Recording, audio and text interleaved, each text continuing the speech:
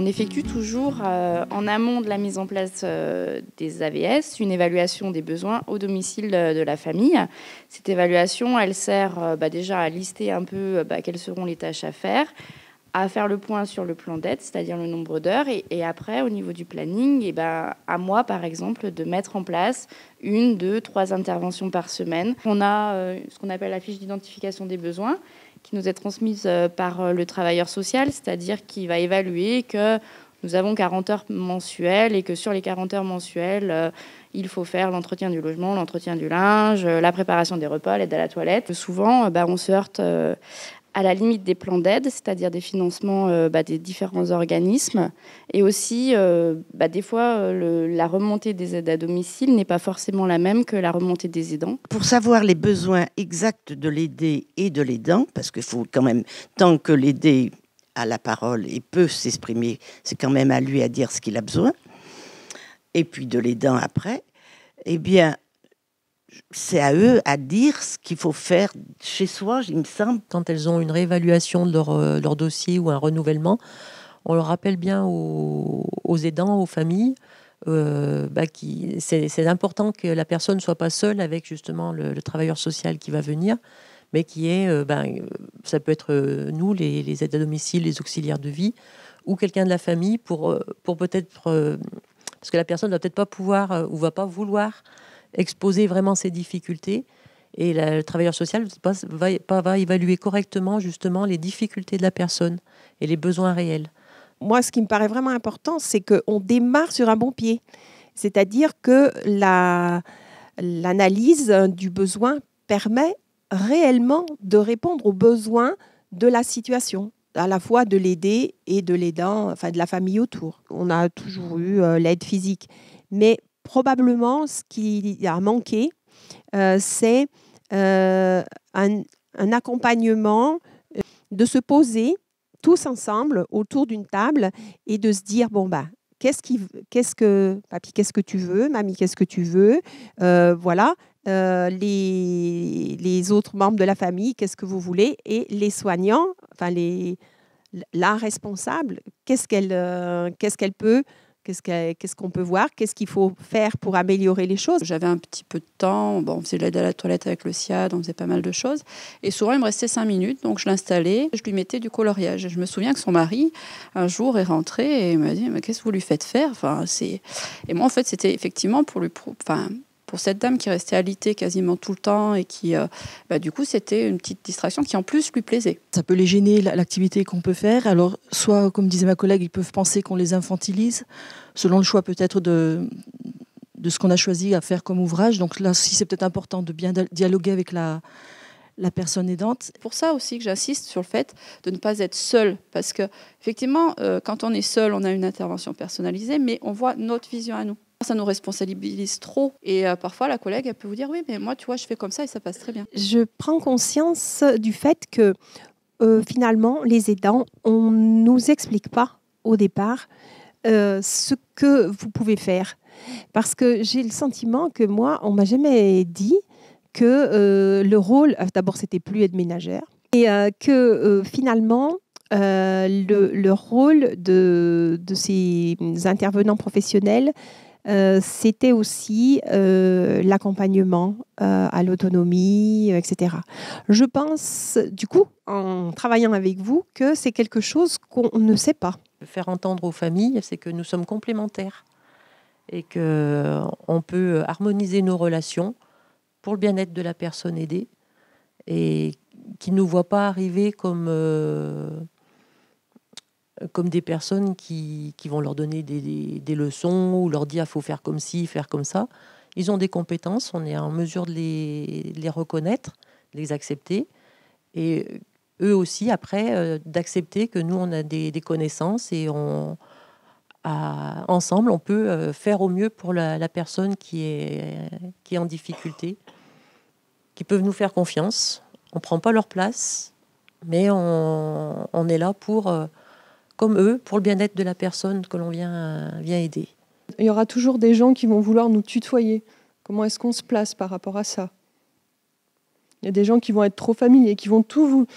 Moi, je sais que ce qui m'a désarçonné sur la toute première intervention après mon diplôme, c'était un interrogatoire. Et vous êtes marié, et vous avez des enfants, et vous faites ci, vous faites ça, et ça fait longtemps. Et le titulaire, il arrive quand? Parce que vous êtes la stagiaire, vu votre âge.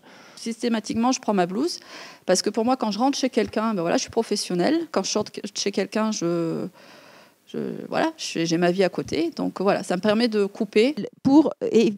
Limiter la fragilité du système qu'on a organisé, il faut se protéger en tant qu'aidant et en même temps mettre en place ces aides techniques pour protéger les gens qui viennent aussi à la maison.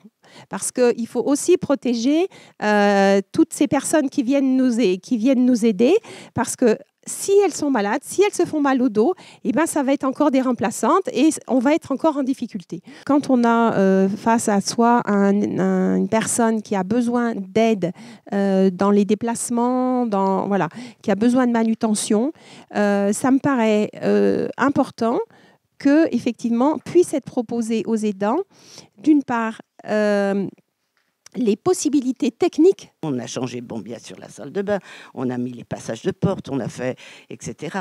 Comment on peut aménager sa maison aussi, ça c'est un point important. Et puis, effectivement, peut-être faire quelques points de formation, quelques demi-journées de formation sur la manutention elle-même.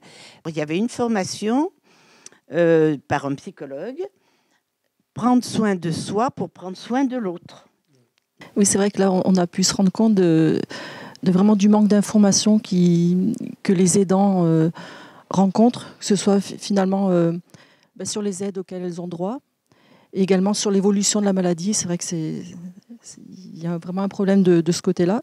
Et on voit aussi un problème de manque de formation sur les gestes qu'elle peut faire, peut-être pour déplacer quelqu'un sans se faire mal, et connaître le matériel. Alors c'est aussi notre rôle en tant qu'auxiliaire de vie de faire connaître le matériel. Et comme disait ma collègue, bien souvent, ce matériel, il n'est pas accepté par les personnes, parce que soit ça tient trop de place, soit elles ont peur de ne pas savoir s'en servir, ou ça les dérange, ce matériel. Je pense que déjà, de connaître la maladie, former sur les maladies. Parce que, pour un exemple concret, il y a un couple et en fait, monsieur ne comprend pas la maladie. Et ça peut avoir des difficultés après par rapport à son comportement, puisqu'il pense d'une certaine façon qu'elle réagit, que sa femme réagit comme ça, elle le fait exprès. Donc il y a de la colère après qui ressort, alors que non, c'est la maladie, et que si il avait une formation par rapport à cette maladie, peut-être qu'il réagirait moins violemment parfois. Il n'y a rien d'abordé pour la relation avec les aidants en formation. Strictement rien. On nous apprend le savoir-être avec la personne qu'on va aider, mais pas avec son entourage. Moi, je sais qu'il n'y a rien du tout sur la relation à entretenir avec les aidants, ce qu'on peut leur demander, ce qu'on est en droit d'attendre d'eux. Rien. Et c'est assez difficile après, quand on va à domicile, de faire en sorte de travailler avec eux aussi. C'est encore un peu plus difficile. Quand on sort de formation, même avec les stages, quand on arrive à domicile, on ne sait pas vraiment à quoi s'attendre. Il y a des choses qui ne se passent pas comme elles devraient se passer. Et puis c'est différent, il n'y a rien à faire. C'est beaucoup plus concret que ce qu'on a vu en formation, même en ayant eu beaucoup de stages. Par rapport aux formations, parfois on nous fait faire des jeux de rôle quand même.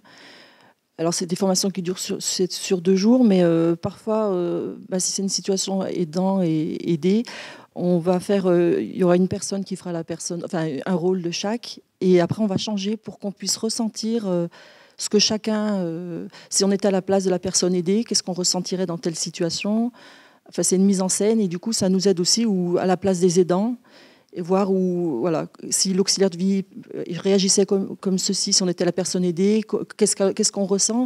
Je pense que les intervenants comme les aidants, il faut qu'on soit patient, le respect de la personne et la dignité pour l'aider. La personne aidée n'est pas un enfant, mais une personne adulte malade ou en perte d'autonomie. Donc, ne pas lui faire sentir qu'il est une charge. Ça, c'est pour les deux, hein, pour les aidants comme pour les professionnels. Puis être disponible. Vous avez dit quelque chose sur on ne sait pas ce qu'on peut attendre des aidants. Alors moi, ça m'intéresserait de savoir qu'est-ce que vous attendez de nous, en fait.